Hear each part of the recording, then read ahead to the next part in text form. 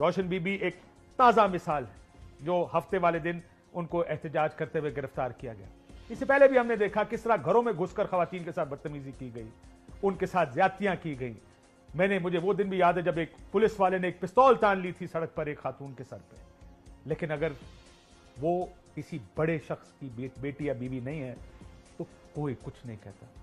अगर ये खातून भी किसी अहम आदमी की मां या बहन होती तो मुल्क में अखलाकियात के दर्स होते। औरत और खुसूसन माओं की अहमियत से मुतल्लिक दर्जों प्रेस कॉन्फ्रेंसें होती।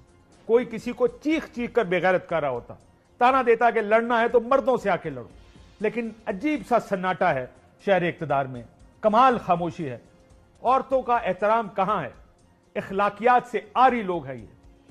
बात तो ये ठीक है, लेकिन अब आकर एहसास हुआ कि ये जो इज्जत है ये सिर्फ अहम और बड़े घर की खवातीन के लिए है।